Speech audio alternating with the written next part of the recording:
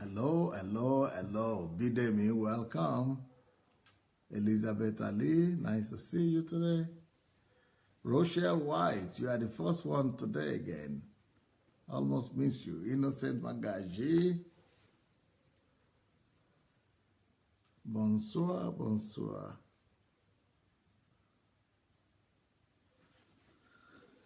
Welcome, everyone. Please go share the link. Williams Olatunde, Adeleka Adeniyi, Patrick Christian, hi. Anastasia McDonald, we're expecting you in Kyiv with your hobby. Ahema Mensa, welcome everyone. Mike Freeze, you've been traveling. It's been quite a while. Pato Bazi, welcome everyone. Please, as you are coming in, go right there and share the link. Ridegbenro, welcome. Please go look for the share button.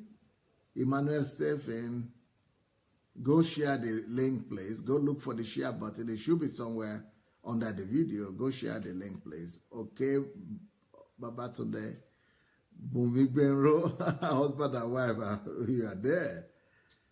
Ofelola, Success, Priska Gold, okay, Jumbo, I think, okay, David Badejo, Noel Okoshuku, Funkeraji, please go share the link, everyone.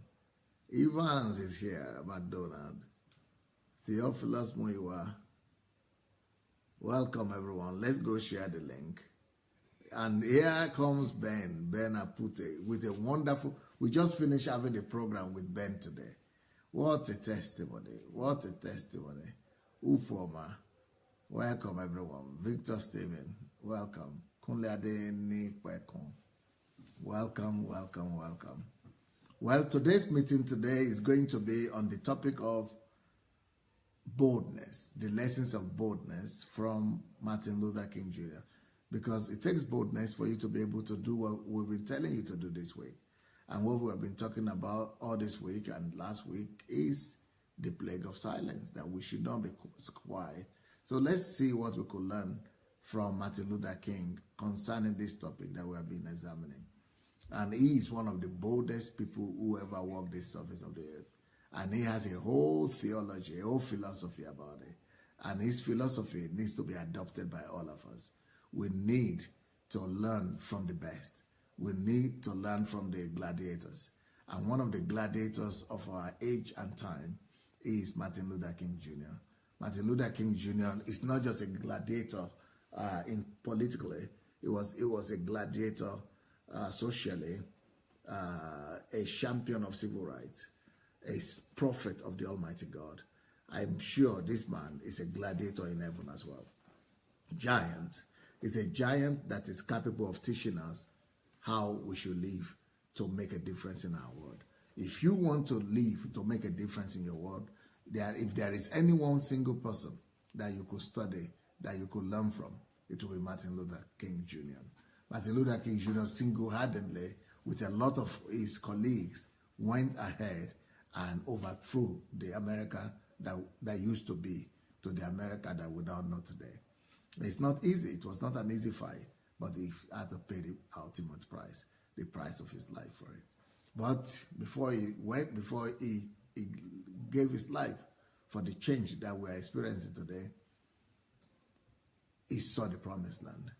It was like Moses, who did not enter into the promised land with the children of Israel, but he was shown it in the spirit, and he saw that the children of Israel were actually going to inherit the promised land that was promised to their fathers. Same with Martin Luther King Jr. Because God knew that it was time for him to leave, he had to be, God made it in his mercy possible for him to see the glory, to see the coming glory, to see the future that we are now seeing. Even to the extent that a black man now has led this nation that used to make people like him slaves. The same nation that used to enslave people like that, blacks, was now being led by a black president. And it looks normal to us. But people who fought for it and people who lived in the days of Martin Luther King Jr. will tell you that that time, it was like it would never happen. But because of the power of faith and because of the power of vision and because of a whole array of qualities surrounding boldness and standing for something that Martin Luther King Jr. had and which we are going to learn from him today, he was able to change his generation. Now, the question I have for all of you that are here today is, why are you here today? Are you here today to be a change agent just like Martin Luther King Jr.? Or you are just here today because, you know, this is another lesson, this is another preaching that you needed to hear? If you are just here, I mean, if, not just even for this preaching, but why are you in the world? It's interesting for me to know from you why you are living in the world. I don't know if everybody is like me, but in my mind, I don't want to live on earth at all. And I don't want to live in the world at all if I am not absolutely sure that I'm going to be able to make a difference on earth and in life. If I'm not sure that I will be able to make a difference on earth, I don't want to be here. Life is not worth it. For me, in my own understanding, life is always connected with a mission. In my own understanding, life is always about coming here to fulfill a divine mission, even if that assignment will cost you your life, even if that would demand from you to sacrifice the ultimate, which is your life. Well, that is what Martin Luther King's story, by Martin Luther King Jr. story taught us. And that is what the life of even Dietrich Bonhoeffer that we studied yesterday, that is what is their life teachers, that significance and relevance is more important than life. Significance and relevance is more important than life. That is to say, to give your life for significance is a more noble mission than to live but not to be relevant.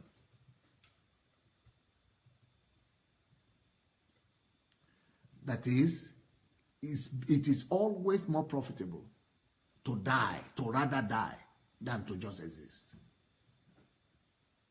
It is much more valuable, not just in the eyes of the divine, not just in the eyes of God, but even in the eyes of posterity. It is much more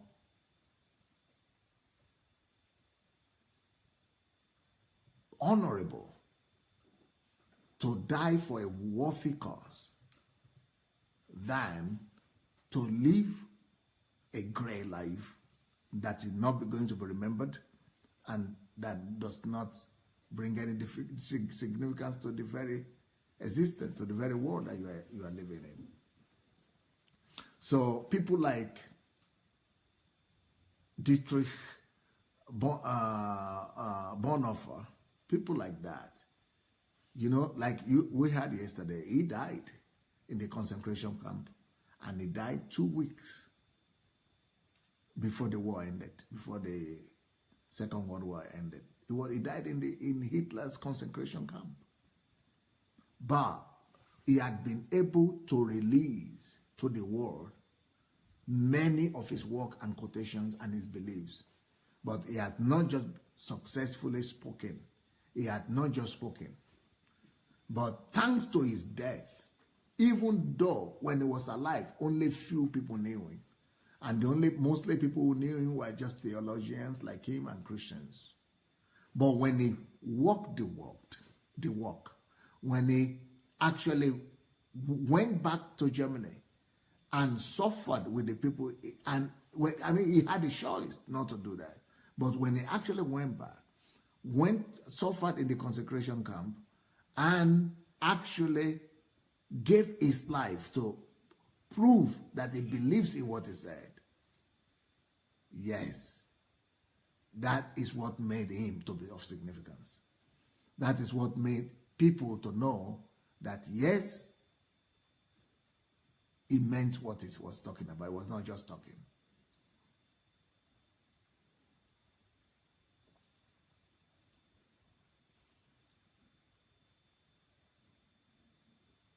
So life is not just about existence. That's the bottom line of what I'm trying to say. Life, no matter whose life, is about significance. Do you know that there have been people who have never been able to speak and they still make a difference in the world?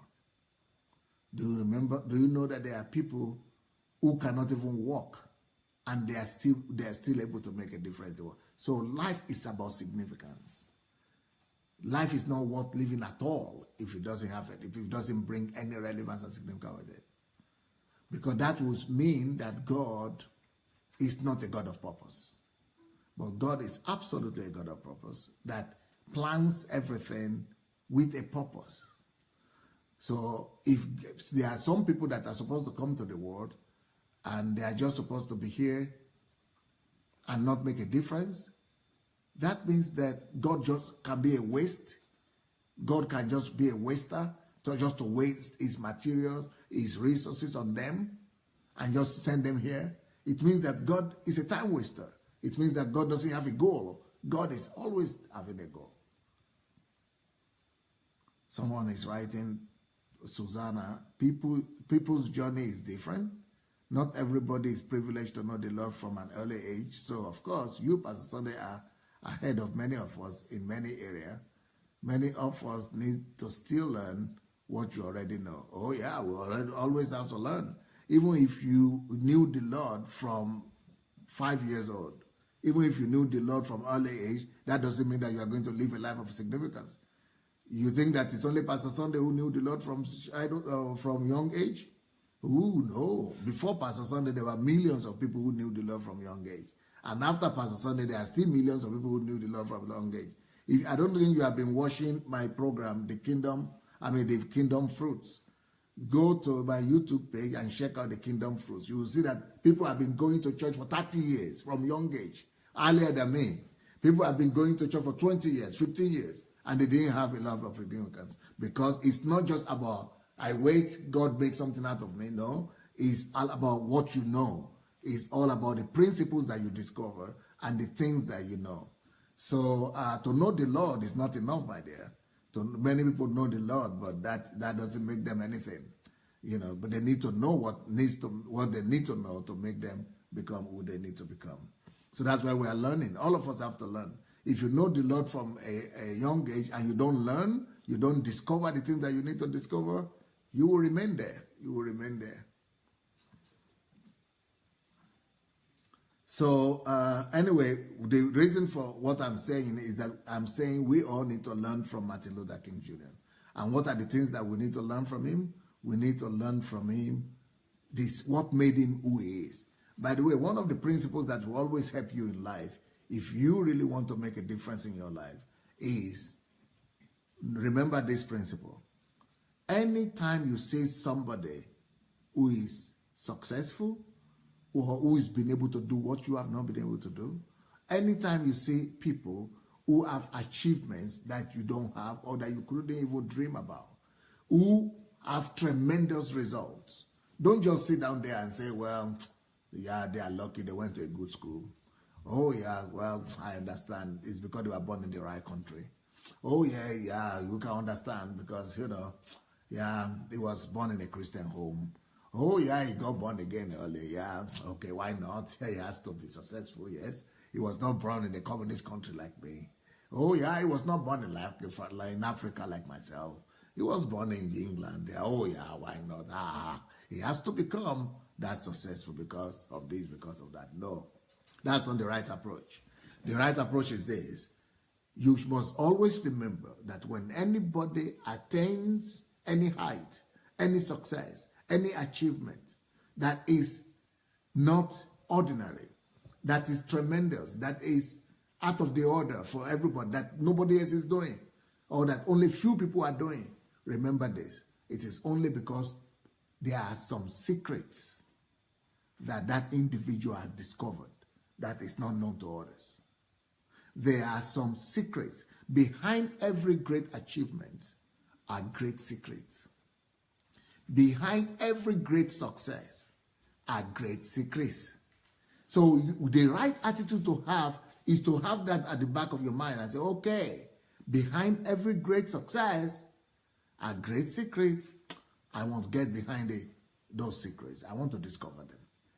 That's why we study. That's why the Bible says in Hebrews that study the life of the leaders who have gone before you so that you will discover the secret behind their faith. So that you will be able to imitate their faith. That means imitate their principles. Imitate the things that makes them tick. And that's why we are studying today. What is it that made Martin Luther King who he became so successful? To be able, if you knew the kind of prejudice that existed in America at that time, it's impossible for anybody to even risk it. I mean, groups like Ku Klux Klan were going all about and were, they were killing people everywhere. But Martin Luther King knew something, thanks also to his study habits. He studied a lot. He read a lot. He read into history. He went and dug deep. One of the great people he learned from was Mahatma Gandhi. He learned from the German philosophers and theologians. But Mahatma Gandhi influenced him greatly. But also because he was taught well by his father. He was taught to go and become the best. So this man, he cubed himself and he made himself into who he became. He didn't just become that person, Martin Luther King Jr., that we all know today by accident. He became so through hard work. He was trained to be a priest, a pastor, a Lutheran pastor. But that was not enough. That's not what made him to become who he became, because there were many Lutheran pastors, many trained pastors, many people from his same school, same seminary where he studied, that also finished the seminary like him. But what made him thick? I would not like us to go to learn about Martin Luther King Jr. from what people are writing about him, from what other people are saying about him. I would like us to rather learn from him from his own words, from his own mouth. Thank God he died of recent. I mean, he lived in our generation. So he has enough recorded material about what made him tick, what made him to be exceptional. What are the principles? You know, if you notice, I'm bringing out principles from his life. I'm not bringing out stories from his life. I'm not bringing out, I'm not bringing out illusions from his life or superstitions from his life. I am bringing out principles that he discovered. And these principles were only able to come into operation in his life only because he was taught, he discovered them. And because he discovered them and he practiced them, he inculcated them. That is why they were able to work for him. So that is those principles. We want to find them out from him himself, from the horse's mouth. We want to discover the principles that made Martin Luther King the man that he became from his own mouth. And then our own, what will be left for us will be to now pay the price of becoming that person and making sure that those same principles become our principles and that the word becomes flesh indeed. If you have not yet shared this message, please go look for your share button. Look under your video. You will see a button there that you could share, you could press, share that button and encourage people to come on and join if they wish to learn from the life of Martin Luther King Jr. So the first principle that I want to talk about from the life of Martin Luther King Jr., was from his own words, is that he says, our lives begin to end the day we become silent about things that matter.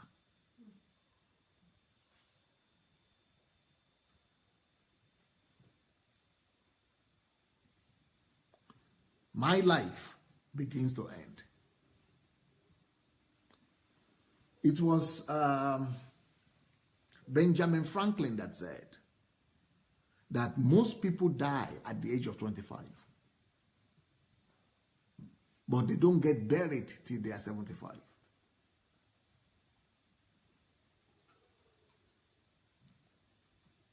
So, what do you mean they died? The definition of death, therefore, that Martin Luther King is using could be applied. The definition of death in the mind of Martin Luther King Jr. is not physical death, like most people look at it. So most people deceive themselves and think, I'm here now. I'm eating. I just ate this morning. I just called somebody. I just spoke. I just got married. I just had a child. But they are dead long time ago. So you could be running helter-skelter on a daily basis, doing some activities, getting married, but you're already dead. I like that definition of death better. So people like Martin Luther King and what was the name of the person I called right now? What do they call him? Benjamin Franklin. Both Benjamin Franklin and Martin Luther King Jr., they understand this. That most people who we greet every day, who we shake or even sleep with and wake up with, are dead bodies long time ago. What kind of death is that makes a man to still be alive in the sense that he's still going to work and is, marrying and having children, yet is a dead man? What kind of death could that mean? Martin Luther King Jr. helps us with the description of that death.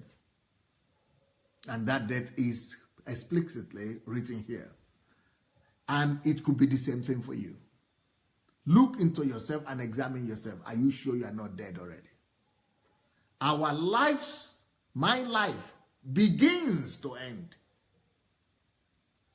the day. Not the year, the day.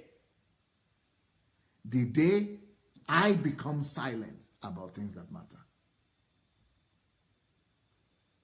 When I'm not contributing, when I am not being proactive any longer, when I'm no longer challenges the status quo, when I'm no longer standing up for what is right, when I'm no longer challenging evil, when I'm no longer fighting for righteousness, when I'm no longer promoting justice, when I'm no longer hunting down injustice, when I'm no longer standing for God and for the kingdom, my life begins to end. So death, therefore, is the failure of man to be actively engaged with the matters and issues of his time. So your failure to actively engage, to be actively engaged, or to actively engage the issues and the matters that are troubling people of your time. Your failure to raise your voice in engagement, your failure to stand up and stand up to it and say, this is wrong, this cannot be like that, I am not going to tolerate it. That is what makes you to be qualified as a man, as a worthy man. But when you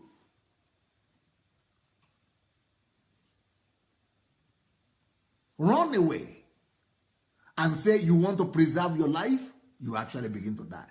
That same life that you want to preserve, you begin to lose it. Because that's what Jesus said. He that wants to keep his life will lose it. But once you are ready to even lose your life, you keep it.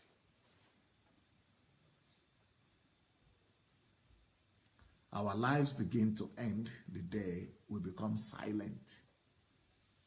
Silence, therefore, is one of the greatest indicators.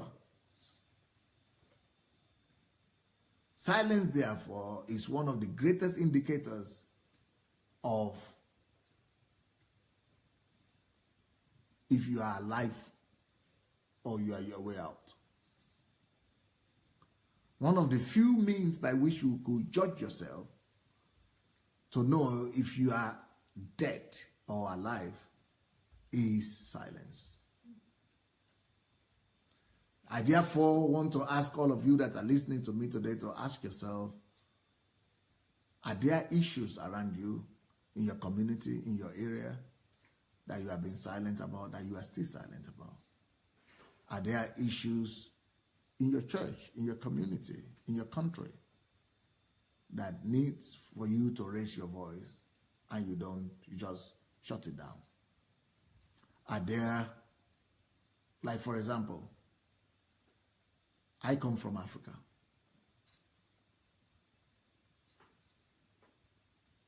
And I know that there are millions of children that go to bed without eating. And there are millions of children that cannot afford to go to school. And there are millions of children that cannot even eat 3 square meals. And I'm sitting here. But I'm not just sitting here. I am doing something about it even while I'm here. I'm thinking, I am working, I am creating leverages. I am adding value to myself. I am building a bridge. I'm not just talking here. I am getting ready to go and address all those situations in my continent. But once I begin to be indifferent towards them, and they don't bother me again, and I'm not planning, and I'm not thinking, and I'm not, taking actions or getting ready to take actions, or I'm silent, I'm indifferent, I'm the dead man. Our lives begin to end the day we become silent about things that matter. Let me tell you something about silence. In cultures of death, there are cultures of death. If you go to a church where they tell you that you should always be silent, be silent. No, it's not your problem. Keep quiet. It's not your problem. Just keep quiet. Don't talk about it. No, don't release it. That is called the culture of death. There are places where culture of death has taken over culture of life. Because any place you go to where they are always telling you to keep quiet, never expose anything, never talk about anything, never raise issues, never discuss, never ask questions, the culture of death has overthrown the culture of life. It could be a church. It could be a family. It could be a society. It could be a community. If you go to a place where things are bad, where things are run down, where things are evil, where the wrong things are taking place, and you are being told that, no, keep quiet, it is not your problem, or they quoting scriptures to you, don't touch my anointed, or you are disloyal, or you are a rebel, or you are just, anytime they are putting measures in place to just cause you to keep quiet, they are imposing upon you the culture of death, because your silence equals the beginning of your death. So in a country where you cannot talk, that is what made communism to collapse. Because they had a country where the culture of death ruled and reigned supreme. That culture of death spelt the beginning of the end of communism. And the same thing is happening right now in North Korea. Cuba was like that. Any society, either it's a church or it's a family, or any place where they would rather suppress the truth, where the truth is not, where darkness is exalted over light, where the truth is suppressed and is not encouraged to be open, to be discussed, where silence is celebrated over civil responsibilities and civil activism. That means that culture there is the culture of death, and it's left for every individual to either agree to succumb to that culture or to protest against it and stand for the lies and stand for what is right. So my question to you is, are you already a dead corpse? I mean, a dead corpse at 25, waiting for 75 when you will be buried and put in the grave? Oh, but you can still resurrect your life. That's the good thing about this death. You could be dead from 25, but at a certain point, you could take a decision that no, from now on, I am going to begin to live. Our lives begin to end the day we become silent. Check your soul right now, everybody. Are there issues that the Lord has convicted you about? I'm not talking about individuals. Don't talk about people. But issues that the Lord has convicted you about. But you have just shied away from it. Well, that is the day you started dying. You could begin to live now.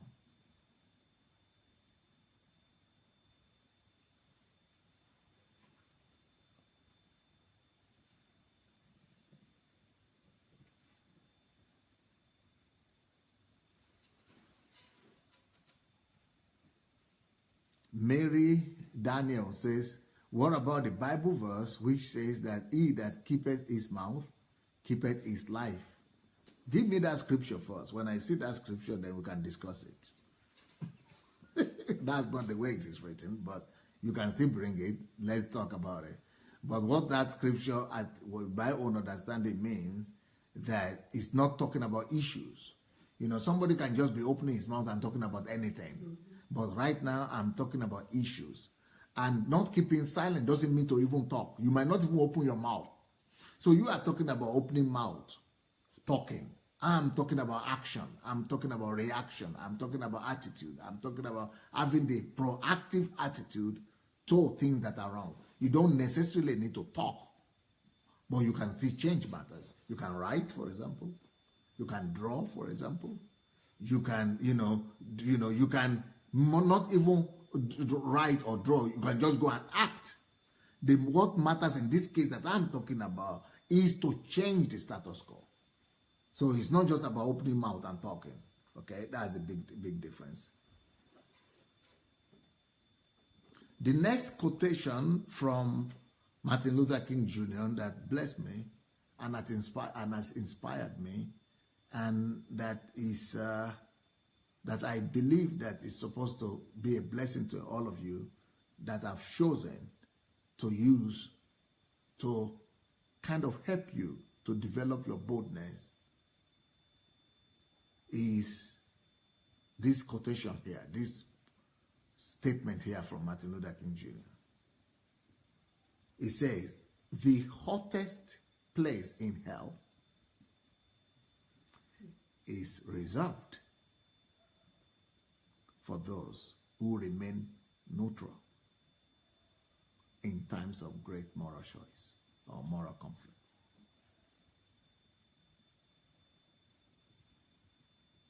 I will repeat that again.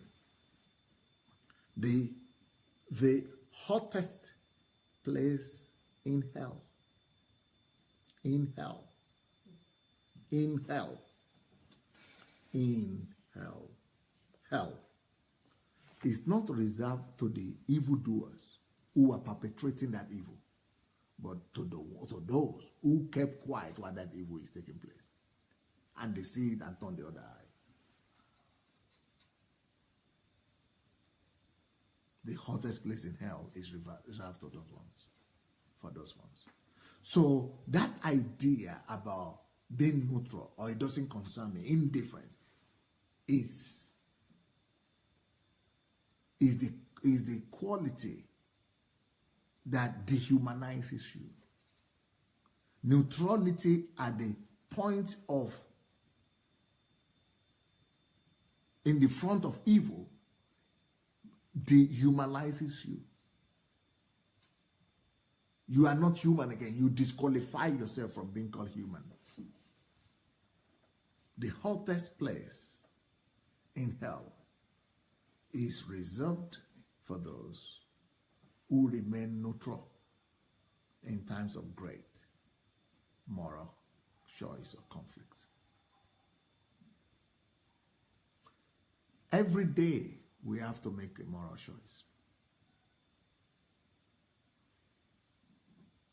You might not open your mouth, but you might open your notebook and put it down. Then when you get home, you will go and make your strategy. Build your strategy. And begin to act. For example, I've been out of Africa for 30 years, 31 years. I'm getting ready to go, but I've not gone yet. So what is delaying me? I'm still putting together my strategies. And apart from the fact that, I have other issues here that I'm resolving. But so the fact that you are still putting together your strategy, you have not made noise yet, that doesn't mean that you are not doing it. You are responding in your own way, or you are still preparing yourself. It's just like saying, for example, when Joseph was building the storehouses for the 7 years of famine that is coming, it doesn't mean that he was indifferent. No, he was not feeding anybody yet, but he was building. That building process is also, being alive, taking responsibility. Or, for example, Noah. Is it 120 years that he used to build? Or 70 years? He was building for so many years. Now, there was no, you could say, but why was he? There was nothing yet. But the time of preparation is as important as at the battleground itself.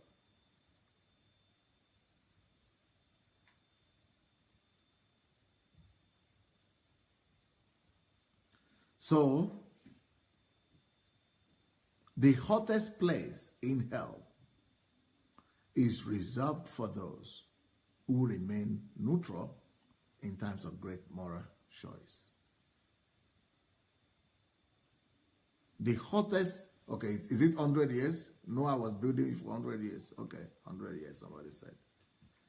The hottest place in hell is reserved for those who remain neutral in times of great moral conflict.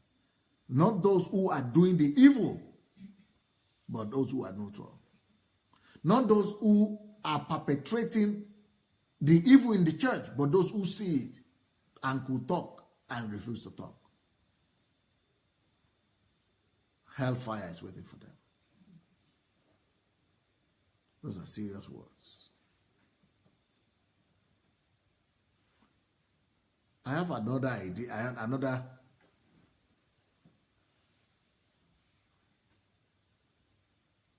William says, DSA just like the Sacramento experience, I'm working on the best approach to bring it to the public. There is no need to work on any approach. Just tell them that you spoke to Dr. Sunday Adelaja himself. And so Dr. Sunday Adelaja said he will confirm. You tell the story of my talk with you and quote me.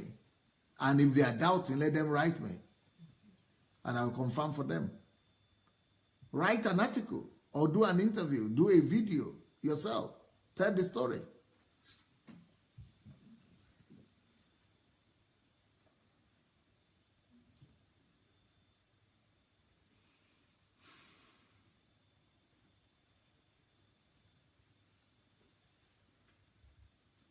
The next words of Martin Luther King Jr., because we are learning from him today.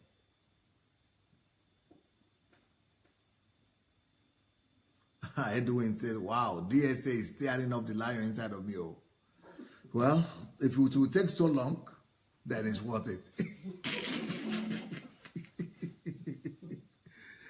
It's worth it. It's worth it. Another statement from this great man that really helped me and that helps me to be who I am today.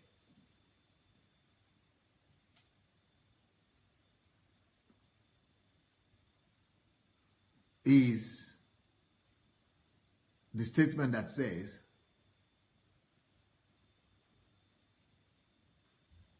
the ultimate measure of a man is not where he stands in moments of comfort and convenience, but where he stands at times of challenge and controversy. Let me take that again. The ultimate measure of a man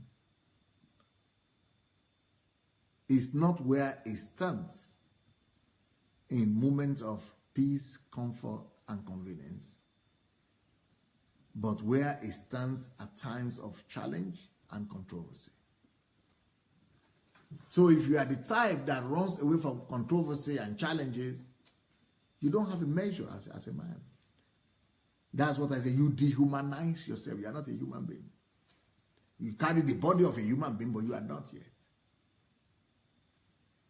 A human being is determined not because he has 2 legs. A lot of animals have 2 legs.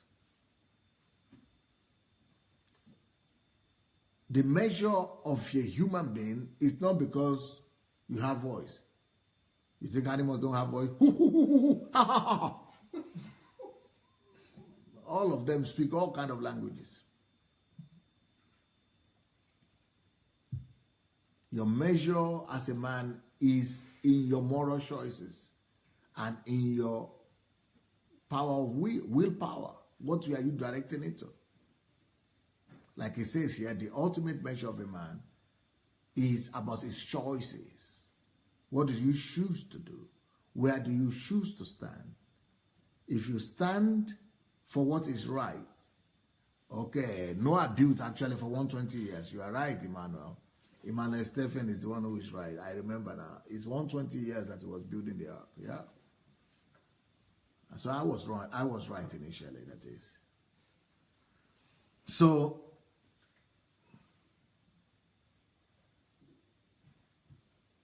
okay, somebody said, DSA, your recent messages are yet to be uploaded on YouTube. Is that so? Okay, we will try to do it by today or tomorrow. All of them are uploaded? Well, you people should control it. Make sure that my messages every day, the same day, they are uploaded. So, let me say that again. The ultimate measure of a man is not where he stands in moments of comfort and convenience. That's about choice. So if there are things that are right to do and you choose to escape and hide where things are more convenient for you, it means you are saying you are not a human being, you are a biomass. It means that you don't have a willpower, and your will is what makes you who you are. Your will is your identity. Your will is your personality. Your will makes you to know, who you are, to be able to stand for something. If you are not able to stand for something, you fall for anything. It means you don't have your willpower. You don't use your will. And if you don't use your will, that's what makes you a man. And you are not different from an animal or a tree or anything like that. So the ability to stand for what is right, the ability to fight for what is right, it shows your measure as a human being and as a man. Therefore, never you be afraid of challenges. Never you be afraid of controversy. As a matter of fact, if you are afraid of controversy, it means that you will never attain significance. Controversy is synonymous to significance. If you are afraid of challenge, you will never attain greatness.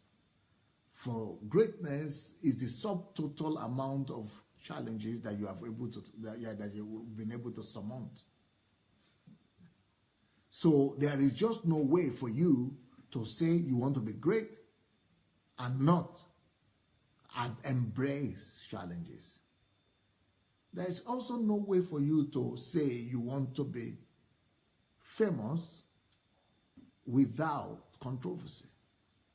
You have to embrace controversy.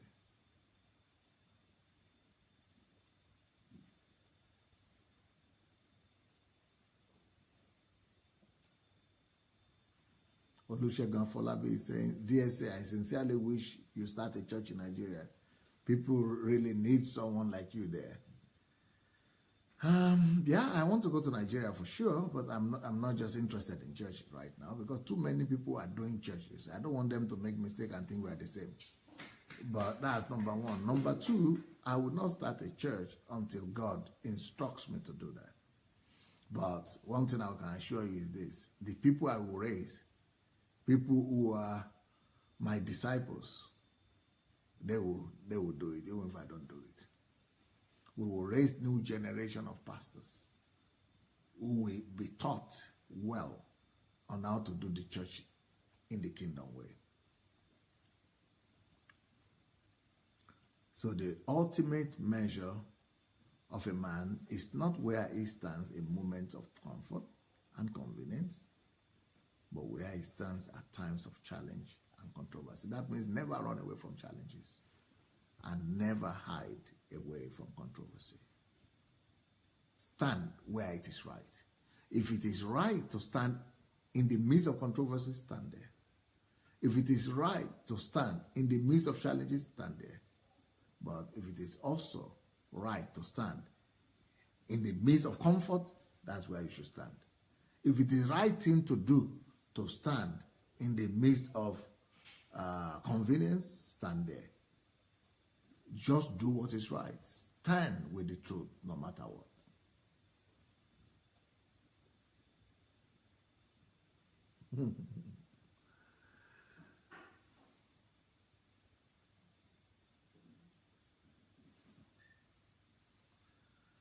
Omo Bolabo Oluwatobiloba says, wow, so you mean I can't be great without being ready to embrace controversy? You didn't know? It means you are new. You've not been listening to me. And anybody who tells you anything opposite is deceiving you. Is not interested in your progress. It's not possible. You want to tell me that Jesus was not controversial? He's the greatest. It's because of controversy that they killed him. You want to tell me that Paul was not controversial? If they had not been controversial, they would have killed him now. They even turned him upside down and killed him. You want to tell me that Peter was not controversial? If it had not been controversial, you would have heard of it at all. People who are not controversial, nobody hears about them. Controversy is the fuel, is the petrol that burns the fire of fame for you. That's why you are famous. That's why you are great. And greatness is the subtotal amount of troubles and problems and adversities that you have been able to surmount. So welcome to reality. On this platform, this is the only platform where, maybe not the only one, but this is one of the few platforms where you will surely be told the truth. You are not going to be deceived. And if you have missed most of my old messages, go find them. They are there on YouTube. Sunday Adelaja Official, Sunday Adelaja Official YouTube homepage. You will see them, in my language they say repete. You will see them plenty, beaucoup, beaucoup. The French people say beaucoup, beaucoup.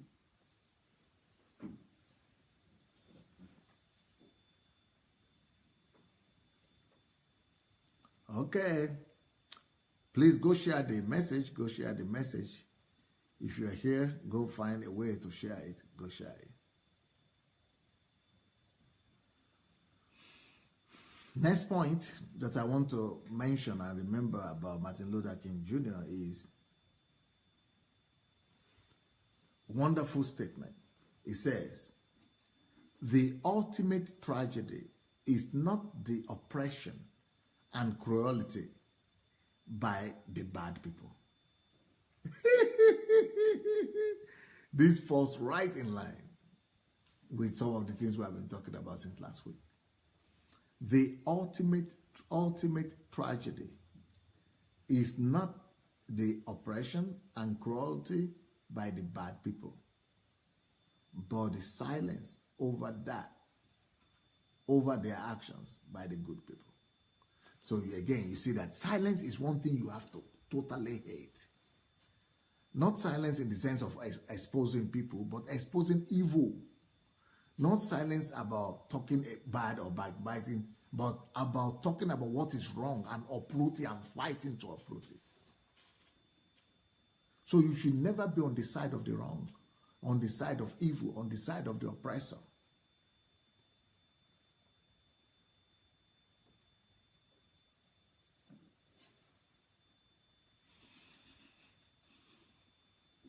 So bad people do evil things, Bad people oppress. Bad people are cruel. Bad people kill. Rapists rape. Armed robbers kill. Drug users use drugs. Or drug addicts, drug barons. They carry drugs, sell drugs. Evil people do evil in the world. But the ones who are silent about them, the ones that are not fighting them, the ones that are not resisting evil, they are the ones committing most evil. The Bible says that resist the devil and he will flee from you. If you are not resisting it, it will overwhelm and overcome you. And not only you, to overcome everybody else. But when evil is being done, with all its cruelty and oppression, we know that those people are bad people. But what are good people doing at that time? Just complaining? That's not the type of thing I'm talking about.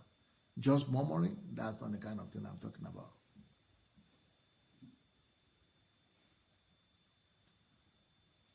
You are supposed to swing into action, plan out your strategy,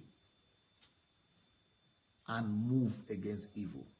Even if that is going to cost your life, cost you your life.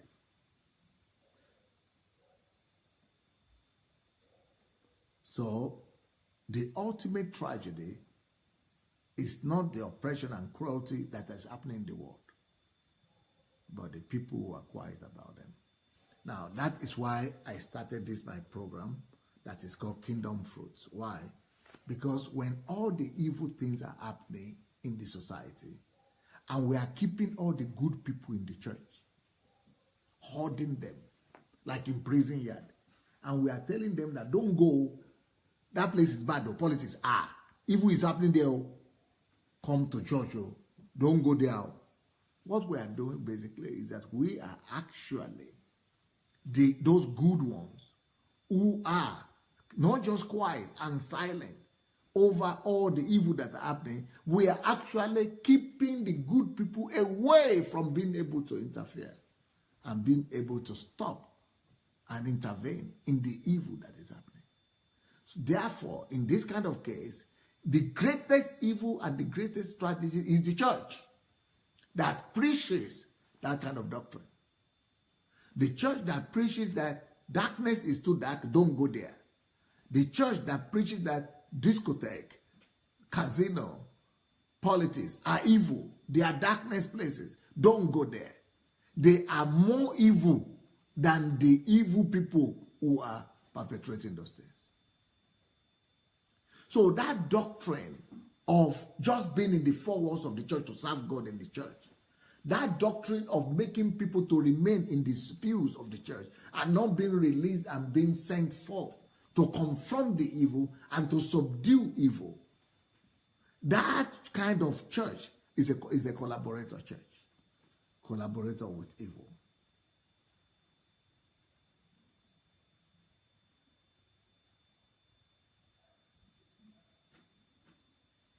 Let me say that again.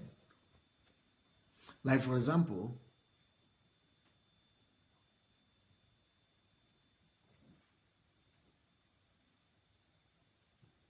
in my country, they tell people, don't go to politics. But you know what the Muslims do? The Muslims go, and they are everywhere. Even though we are 50% Christians. But the Muslims are running everything. Why? So the evil, they say, oh, Nigeria is bad, it's not, there's no justice, there's no equity. In my own opinion,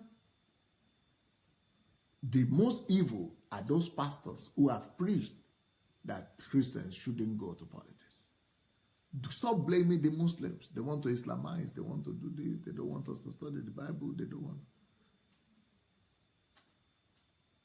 It is the fault of the church for preaching the fact that our people, the good people, shouldn't go to confront the evil in the land. It is the fault of the church that is not allowing church members to go and confront crime.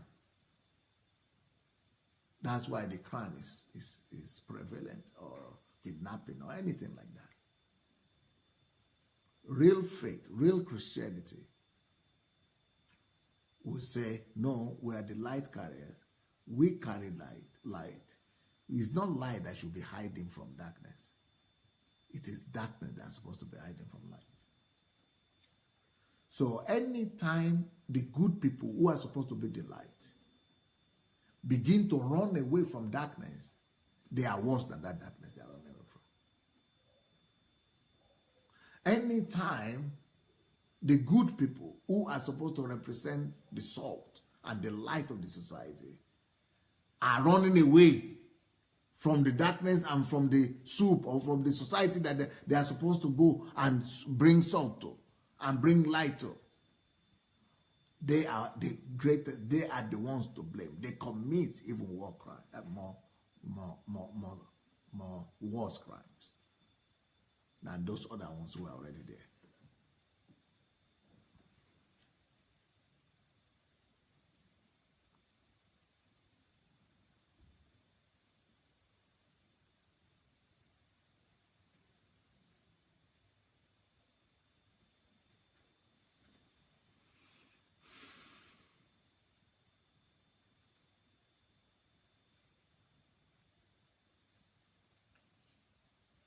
Let me show you another wonderful word from Martin Luther King Jr. The one that I personally valued, and it has really helped me to choose my friends. It says, in the end, we will only remember, in the end, we will remember not the wars and the threats and the, and the roaring of the words of our, not the wars and of our enemies, but the silence of our friends.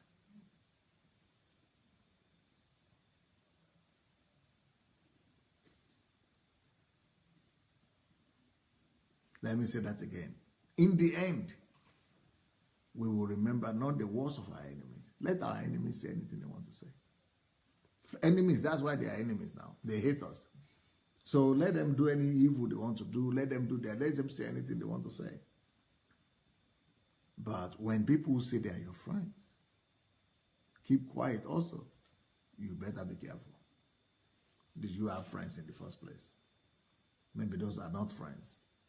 Maybe those are enemies, but they are the enemies in your camp. At least the one who declare themselves as enemies openly, at least you know that they are enemies. You know how to carry yourself with them. But the ones who say they are your friends, and then evil is happening against you, or something is happening in your life, and they just disappeared. Those friends who disappear when you need them most, they are greater enemy than the enemy you are fighting.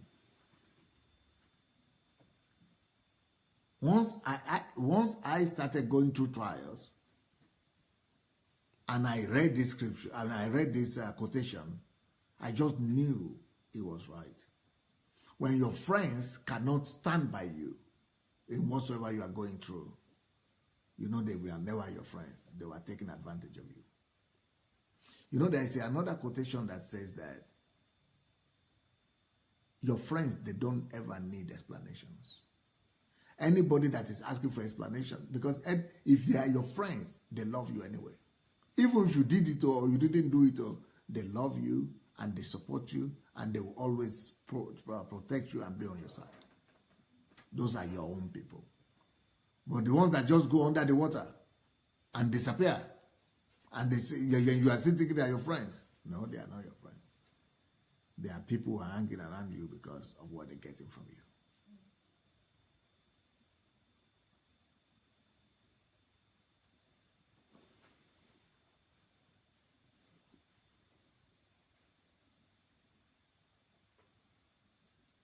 Mary Daniel says, most people are lacking the strategy how to face evil situations in their churches because they did not know the outcome. Yep. Very good. They do not know the outcome is a good, truthful word. You know, Mary, you need to go and listen to all my previous messages, especially the last 1 month. Just go to my YouTube page. It's called Sunday Adelaja Official. And if you go to the home page, you will see series upon series, series upon series. And go to and pick anyone you want. We have talked about all these things, and you will see a lot of them. You will see a lot of them.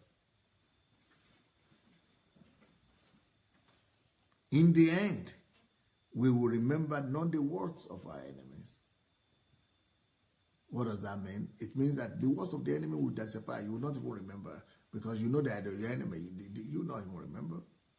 But you'll be wondering, where was this? Where was this? But why didn't he talk? It's not even the words of your friends you will remember, but the silence. You say, oh, that one called. Oh, yes, that one came. Oh, yes, that one said something. Oh, yeah, that one wrote. But these ones, why didn't he talk? Where was he? Which means that the silence of so-called friends are more deadly than the assault of the enemy. The silence of the so-called friends are more deadly. They are more a deadly arrow than the assault, than the gunshot of the enemy.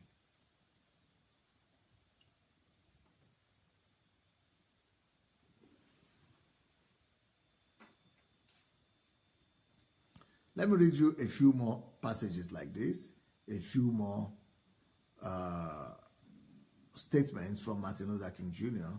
that will really help you to get ready for what life means. He who passionately accepts evil is as much involved in it as he who helps to perpetrate it. He who accepts evil without protesting against it, it is really cooperating with it. And you accept it when you are silent as well. Another statement he made is, history will have to record that the greatest tragedy of this period of social transition was not the strident clamor of the bad people, but the appalling silence of the good people. That's Martin Luther King Jr. The appalling silence of the good people. It's not matter what the bad people are doing, but when the good people keep quiet, they collaborate with evil, they actually promote that evil, and they, with their silence, actually perpetrate that evil as well.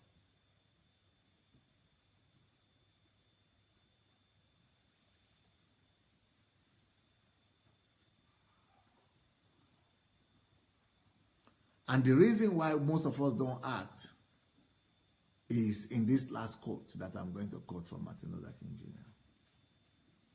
The first question which the priest and the Levite asked themselves was, if I stop, you remember the story of the Good Samaritan, if I stop to help this man, what will happen to me? First of all, I will be late to the service. They might dismiss me.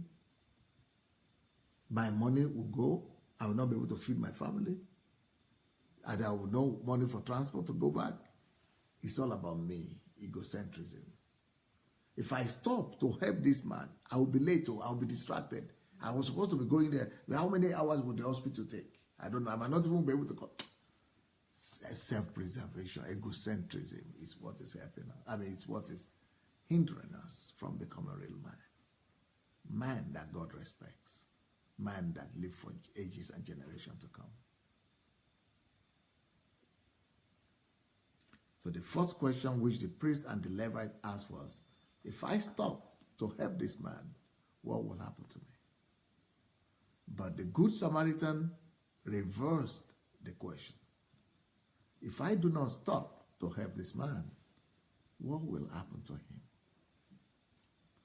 We must always put what is right ahead of our own personal preferences. We must always put ahead of our own ego the truth, what is right. We must always put ahead of us what will please the heart of the Father. The interest of God, the interest of others have to come before our own personal interests. The interest of God, the interest of the kingdom, the interest of other people must be elevated above our own personal interest.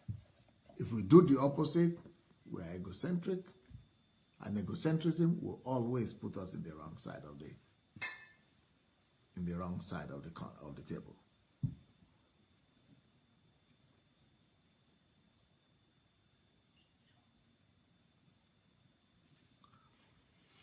All right, guys, it's been nice to be with you today. I'm still around and I'm still going to be here. But I want to find out if some of the people here with me would like to share their mind with us.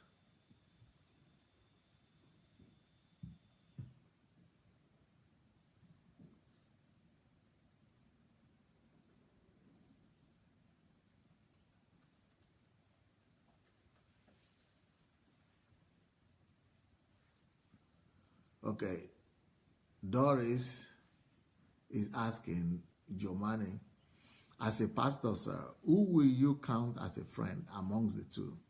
One who looks at you to tell you the truth about your errors, or one who finds ways even when they know it will cost them their relationship with you, or one who is all things goes, praise God, singer for you? No, definitely those. If you've known me and you've been listening to me, I don't even need to answer that question myself. Just listen to my programs every day, or go and listen to others, how I've been relating with my staff here, and you see what has been happening. That everybody is free here to exchange and to talk, what they think. Definitely, I prefer people who will look me in the eyes and let me know what is wrong. So if you have not yet shared this message, please go ahead and share it. Anybody would like to share today?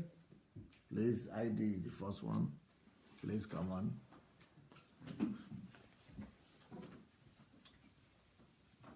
Wow, what a great message. Good evening, everyone on the platform. First of all, I want to congratulate every one of you that have started the movement already. There is fire on the mountain. I am sharing everything, and Nigeria the heat has begun. So, Doctor, thank you so much. In fact, they are just looking at you.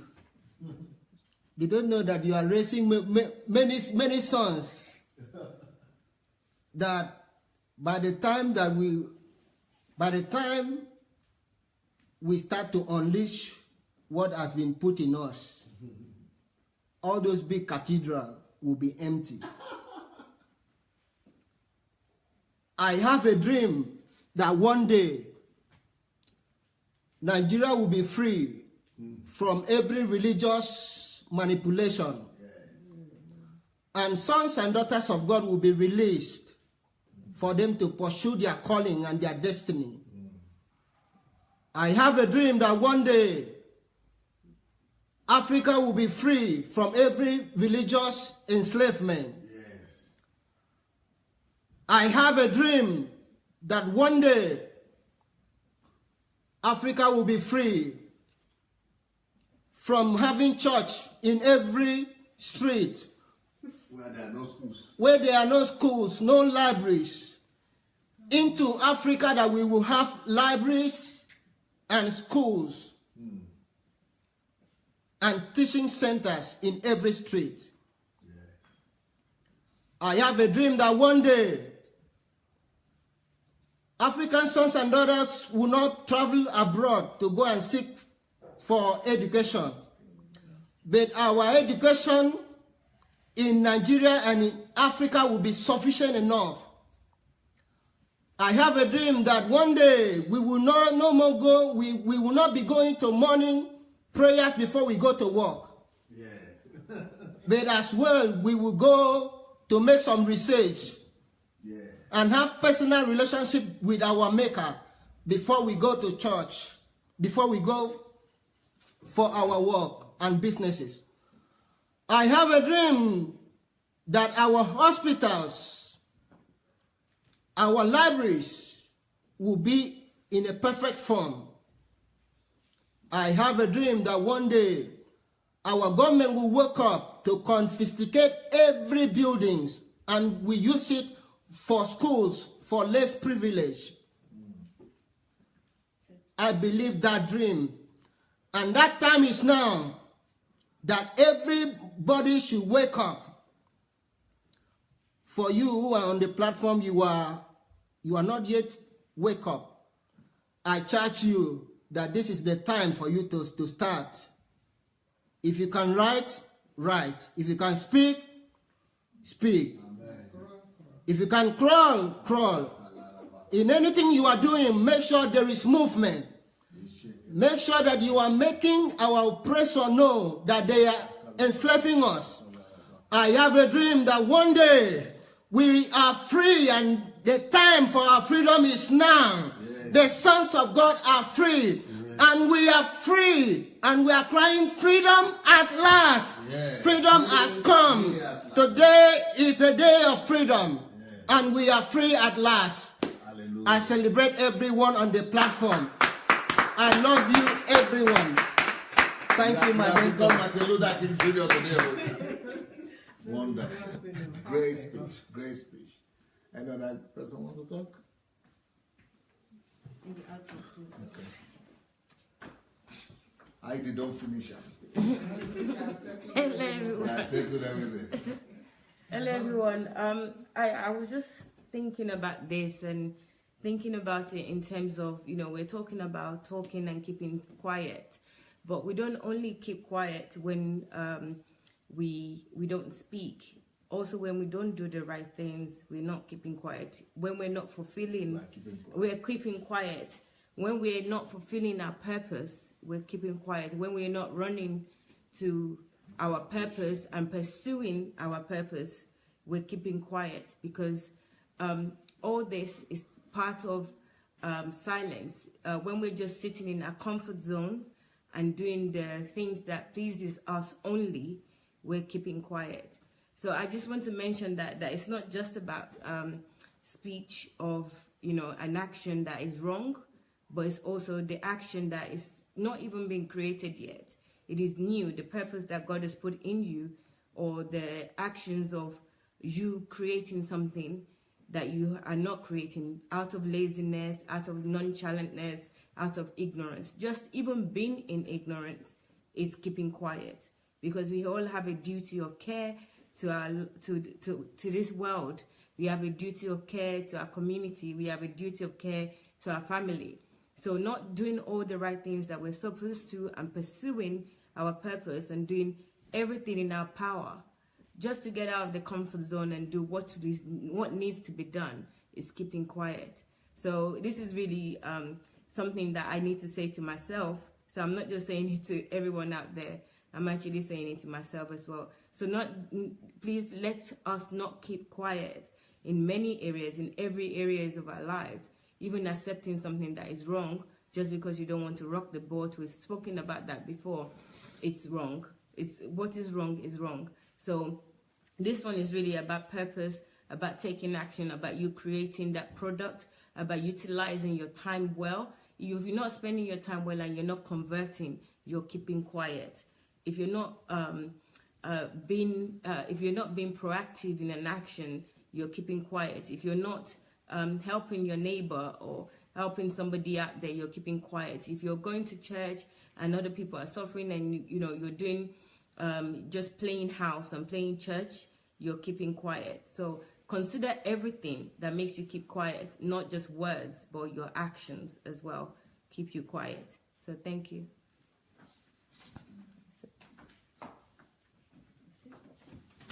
Okay.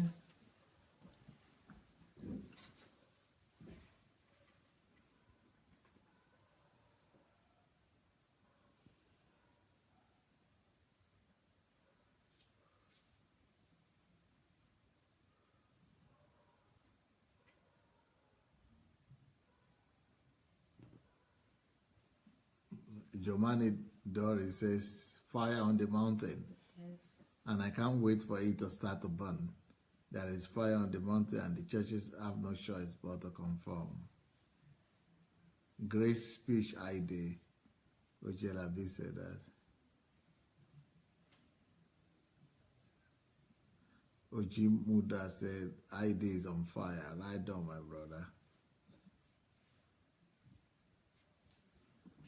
Boniface Hart said, fire all over. Adefila said, I have a dream that our government minds will be renewed into thinking of God for his people. Monica, yes, we have woken up from our slumber.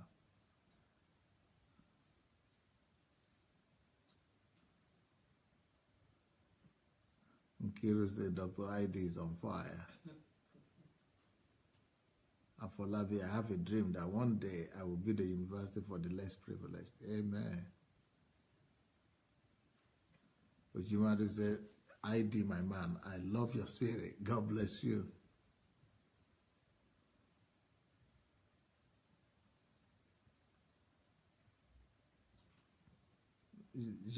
Doris said the cathedrals will close on its own when the truth comes to town.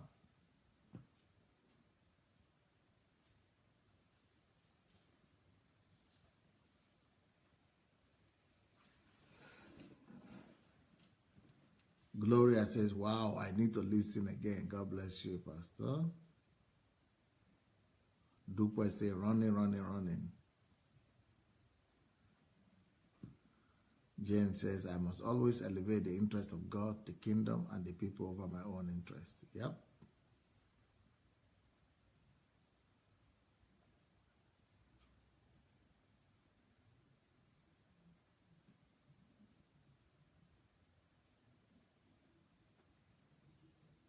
Elizabeth Ali, thank you so much, dear. Say, I need to digest these stations.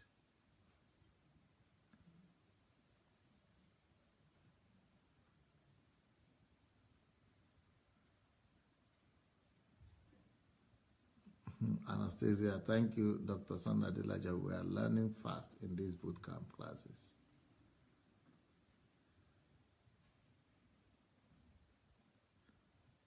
David Badejo said, thank God I did not miss this tonight.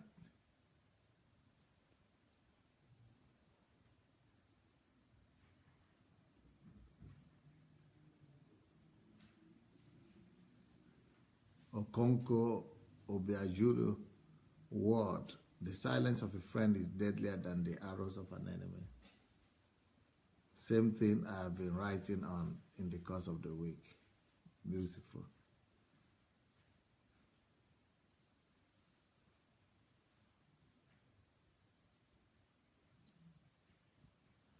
William says, in some churches, you dare not raise an issue as the pastors do not welcome any advice. How much more controversies? There are pastors in the U.S. that are fond of saying nobody can advise them to the face of the congregation. Wow. Amazing.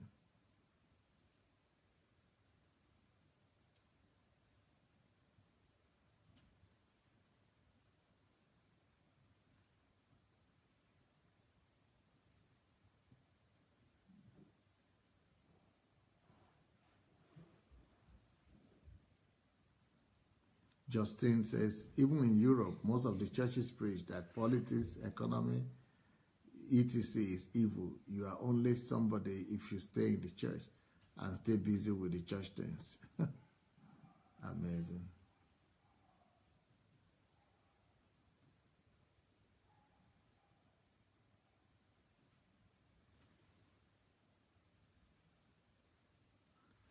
Edwin says, beloved family members, I'm glad to tell you that since DSA started roaring, some big pastors in Nigeria have started sitting up. They know that tsunami is coming for sure. Seems good. Anishuku Samuel, we are the light of the world. If we don't get into politics, darkness will rule over us.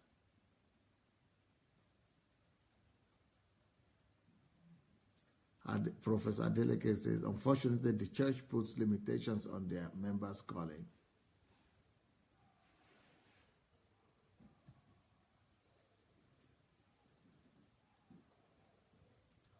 Ani, good talk. Light shouldn't be hiding from darkness.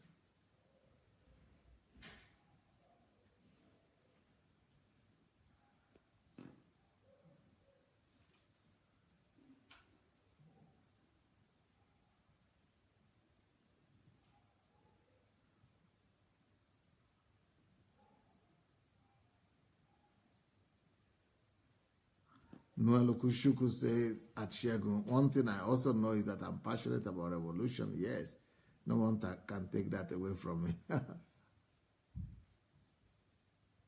Susanna says, great topic. Thank God for people like Sunday Adelaja. Thank you, Susanna. Mary Daniels, thanks so much for this broadcast. I'm at the grocery store and still on live.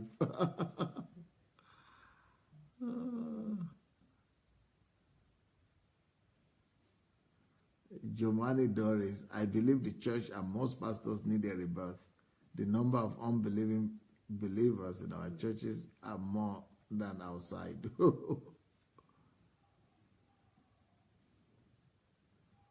Priska, do not entangle yourself with affairs of this world. How does Christians go into politics?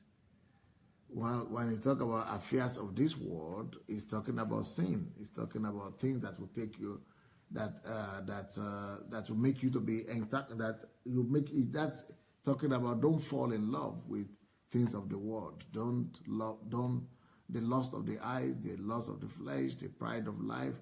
Don't entangle yourself with things. The entangle means don't put yourself around. Don't make yourself a compromise. Don't compromise yourself. Don't put yourself under the submission of things that will that will compromise you for your values. But what we are talking about is what Jesus said: "Go ye into the world and preach the gospel." Jesus said, "Go ye into all the nations and make disciples." He said, "You are not of the world, but I'm not praying that God will take you out of the world, but that you will go into the world and and transform it and occupy it till I come." That is the one we are talking about. We are talking about what Jesus said, that the kingdom of God is like the yeast. You are like the yeast. I'm a believer. I'm like that yeast that is put into the flour and contaminates the whole thing. That is the one we are talking about. Just like Jesus, also, he was holy, but he was not afraid of contamination or getting himself entangled with the things of the world, but he came to the world. Even though he's holy, he's the Son of God. He's coming from heaven. That is much more holy than any church. But he came to the world and changed the world. If you are asking that question, maybe you have not listened to my Kingdom series or church series. Please go to YouTube and look at the series, the church series, Kingdom series. They will really help you. Pierre Emmanuel John, this message helps to become better and more audacious. Thank you. Ganiyu Tairu, some pastors have started repenting secretly.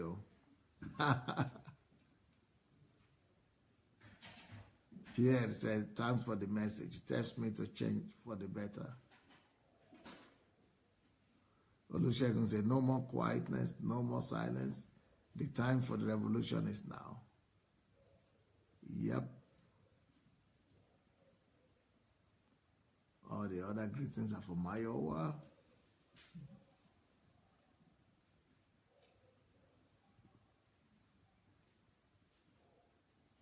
Olusegun Folabi, I do wonder if our Christian leaders remember that they will not be buried with any of their possessions with the way they are acquiring wealth.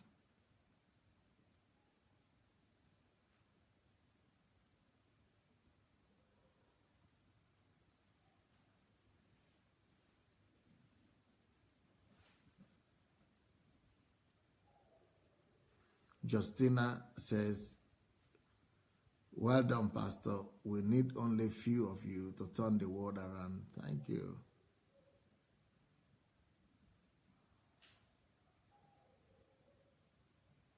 Gani, Pastor, your approach that makes everyone a champion and star in their own very unique way is highly commendable. And that's why I have followed you over 5 years. Wow.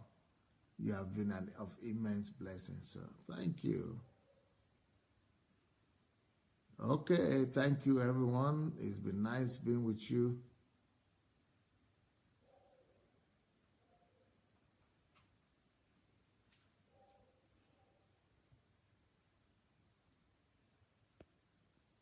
Thank you so much. We'll be back tomorrow, twice a day. We'll be back 5 o'clock British time, 5 o'clock Nigerian time.